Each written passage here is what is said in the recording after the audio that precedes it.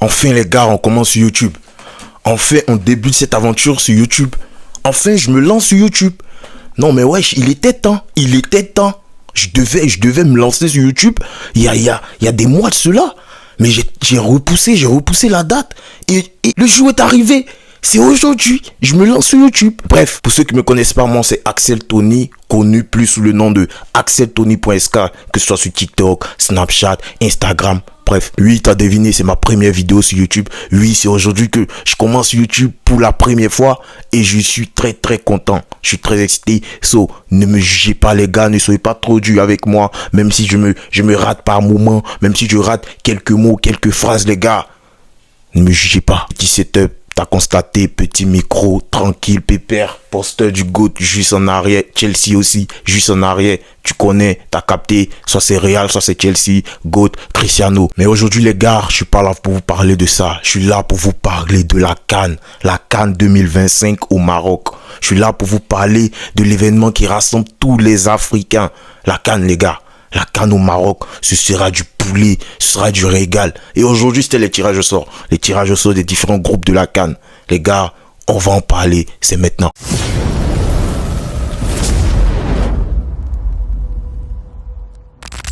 Là, je vais commencer avec le groupe A. Dans le groupe A, t'as le Maroc, t'as le Mali, t'as la Zambie et t'as les Comores. Groupe B, t'as l'Égypte, Afrique du Sud, Angola, Zambie, Zimbabwe, désolé. Groupe C, Nigeria, Tunisie, Ouganda, Tanzanie, D, Sénégal, RD Congo, Bénin, Botswana, le Bénin qui revient fort. Groupe E, t'as l'Algérie, Burkina, Guinée équatoriale, Soudan. Pourquoi quand j'ai dit Guinée équatoriale, t'as souri mon ref? Attention. Groupe F, Côte d'Ivoire, Cameroun, Gabon, Zimbabwe. Ah les gars, est-ce que vous avez entendu le groupe F? Côte d'Ivoire, Cameroun les gars, Côte d'Ivoire, Cameroun, Gabon, Zimbabwe. Les gars, on en parle. Parce que même si le groupe F, tu vois, tu as entendu des noms comme Côte d'Ivoire, Cameroun, même si, vas-y, c'est chaud, c'est bouillant. Mais non les gars, pour moi, le groupe de la mort, pour moi, les gars, c'est le groupe A. Ah, le groupe A, c'est chaud. Le groupe A, ça parle football. Parce que t'as le Maroc qui est à domicile, qui organise sa CAN et tout. T'as le Mali qui produit un très beau football. Le Mali qui est très très chaud sur le terrain. Ils ont même failli nous éteindre jusqu'à la 89e minute. Ils ont même failli nous éteindre. Ah, moi je suis de la Côte d'Ivoire pour ceux qui savent pas. Ouais, je suis ivoirien. Voilà. Et t'as la Zambie qui par moment peut te sortir des CAN exceptionnelles. 2012, ils nous éteignent en finale. Ils remportent la CAN. Et t'as les Comores. Les Comores, je sais pas s'ils étaient là la CAN passée, je crois pas. Mais à la CAN passée, je crois qu'ils étaient là. Ils ont été bouillants. Ils ont réalisé une superbe CAN. Personne ne les attendait. Et ils nous ont prouvé en fait qu'ils savaient produire du beau football. Qu'ils savaient jouer au football. Qu'ils étaient bons. Et tout. On se rappelle même du gardien, du joueur Comore qui est parti dans les buts après. Bref, les gars, le groupe A, c'est vraiment chaud en fait. C'est vraiment chaud. C'est un groupe à ne pas négliger. Et moi, je pense perso que c'est ça le groupe de la mort. Parce que le Maroc aussi, tu connais. Quand c'est Coupe du Monde et tout, ils arrivent loin. À la CAN précédente, tu connais. Afrique du Sud, dehors, messieurs. Groupe B aussi, c'est pas mal. T'as l'Égypte, t'as l'Afrique du Sud qui revient à un très très bon niveau. L'Afrique du Sud qui nous a régalé à la CAN précédente avec son gardien et tout. Je crois qu'il a fini meilleur gardien africain. L'Angola aussi qui ces derniers temps est devenu une grosse, mais une grande nation du football avec le attaquant. Merde, j'ai oublié son nom. Bref, vous savez de qui je parle. Il est chaud bouillant. Le mec en Afrique, c'est R9. Carrément, c'est R9. Le Zimbabwe, oui, ce sont des nations aussi qui peuvent embêter. Et maintenant, il n'y a plus de petites équipes. On a tous vu à la CAN précédente. Mais en fait, il n'y a vraiment plus de petites équipes. Tu peux plus sous-estimer aujourd'hui une équipe. Même le Zimbabwe, peut-être tu t'attends pas à eux. Mais les mecs, ils peuvent arriver en demi-finale facilement. Oui, aujourd'hui, c'est ça la CAN. On a tous vu en Côte d'Ivoire. Ce qui s'est passé. Aujourd'hui, c'est ça la CAN. Il n'y a plus de petites équipes. Le Cap-Vert, on a vu ce que le Cap-Vert a fait. Le Cap-Vert, personne n'attendait le Cap-Vert à la CAN précédente. Et le Cap-Vert a tout bousillé. Groupe C, je pense que c'est quand même un peu tranquille. Ouais, t'as le Nigeria finaliste. Il y a le Ballon d'Or. Il y a l'ancien Ballon d'Or.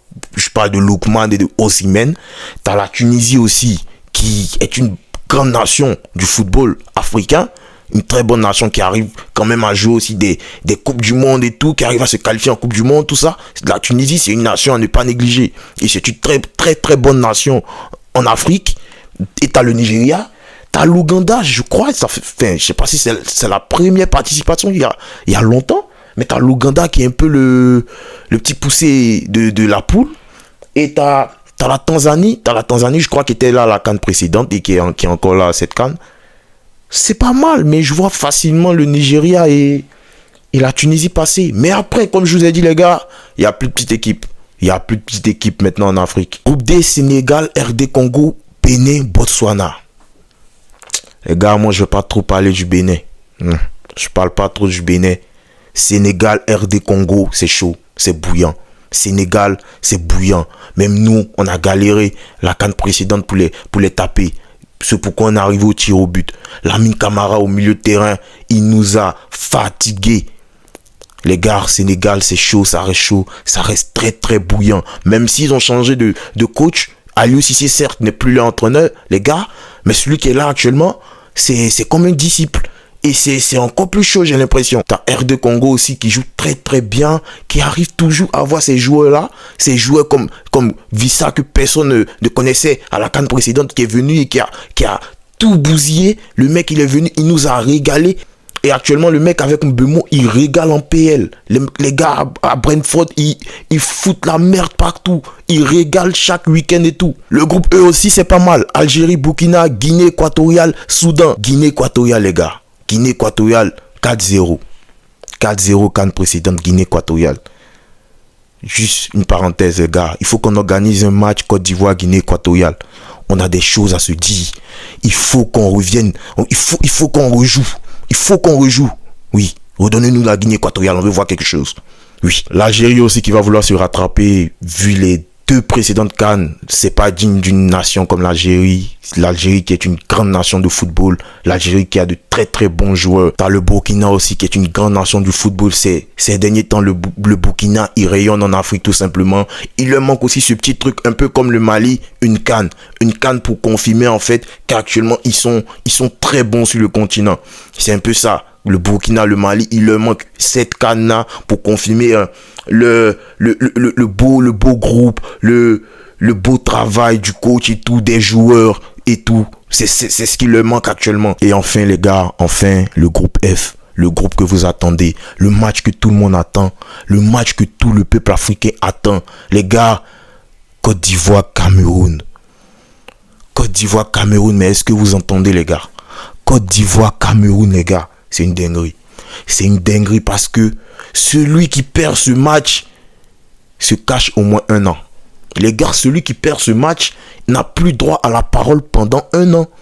Côte d'Ivoire, Cameroun, c'est comme le Classico. C'est comme Real Barça aujourd'hui.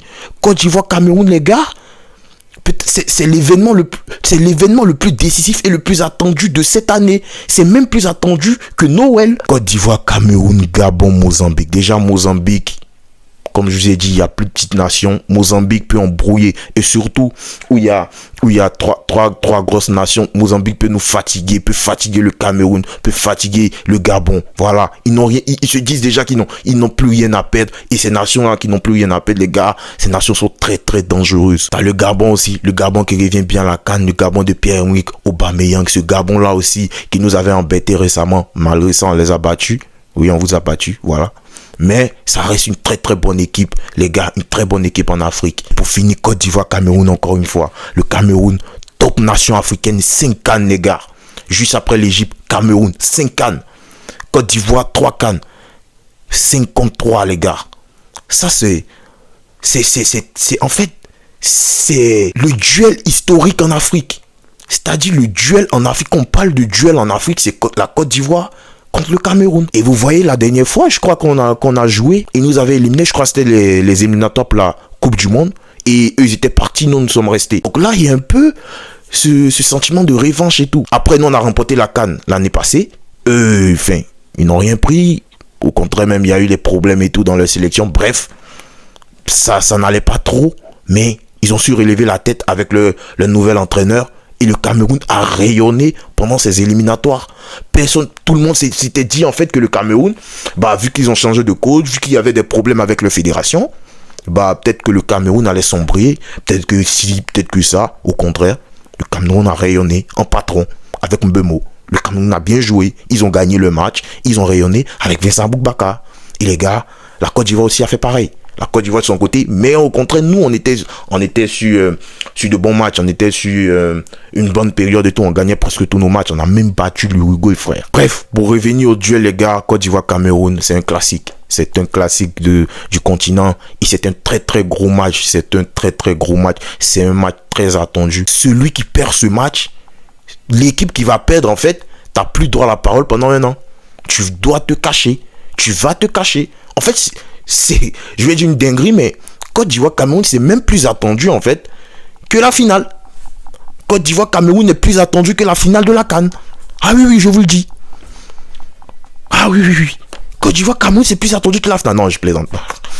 Mais vous comprenez un peu ce que je veux dire. Vous comprenez un peu le contexte de ce match, les gars. C'est un gros match. Tu vois, là, déjà, tous les influenceurs, tout le monde en parle. Les joueurs, déjà, dans leur tête, ils se disent là, la CAN, Côte d'Ivoire-Cameroun, on attend déjà ce match. On cherche même déjà le jour, tout le monde à Marrakech. On a déjà trouvé la ville. On sait que c'est à Marrakech. Tout le monde à Marrakech, les gars. Mais on cherche déjà le jour. C'est quand Côte d'Ivoire-Cameroun? C'est quand? Parce que tic-tac, ça arrive. Donc je disais, tu as une équipe du Cameroun qui joue super bien actuellement au football, qui produit du beau jeu avec un bel entraîneur, qui arrive à faire gagner cette équipe. Et tu as la Côte d'Ivoire aussi qui, voilà, avec MS Faye et avec ces jeunes comme Adengra, Oumar Diakité, Amad Diallo, qui sont excellents. Voilà, qui brille tout simplement, avec Sébastien Haller qui revient encore en force et tout. Les gars, ça nous promet du spectacle. Et je pense sincèrement que cette CAN organisée au Maroc, qui a vu surtout comment la Côte d'Ivoire organisait sa CAN précédente, les gars, je pense que le Maroc minimum doit faire au minimum en fait ce que la Côte d'Ivoire a fait. Au minimum. Parce que tous les yeux sont rivés maintenant sur la CAN. Tout le monde regarde la CAN aujourd'hui.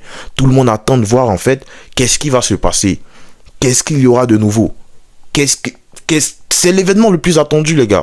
L'événement le plus attendu de l'année. Quand tu regardes parmi les différentes compétitions de l'année précédente et tout ce qu'il y a eu la saison précédente, les gars. Mais la CAN était trop hypée. Tout le monde s'asseyait devant sa télé pour suivre la CAN. Partout dans le monde. La CAN était plus hypée que l'Euro, que la Copa América. Mais c'est un truc de ouf. C'est une dinguerie. Et là encore, tout le monde attend décembre. En fait, tout le monde attend décembre. C'est-à-dire, normalement, en décembre, on attend les fêtes de fin d'année. Mais cette année, en décembre, on attend la CAN. Et ces différentes équipes que je viens de citer, les gars, ces équipes-là, tout est dans leur main. C'est-à-dire, nos fêtes de fin d'année sont dans leur main. Si la Côte d'Ivoire, par exemple, Côte d'Ivoire-Cameroun, si la Côte d'Ivoire perd contre le Cameroun, ou le Cameroun perd contre la Côte d'Ivoire, les gars, peu importe l'équipe qui perd, le peuple ne va pas passer de belles fêtes. C'est comme il n'y a plus Noël, il n'y a plus Nouvel An et tout. Bref, vous aurez tout compris. Cette CAN-là est tellement attendue partout dans le monde.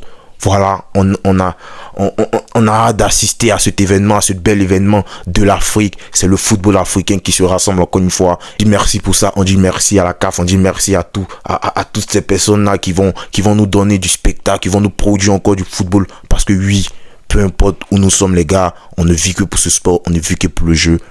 C'était AxelTony.sk, les gars. On s'attrape. Je dois changer ma fin. Je vais travailler sur ça. Merci.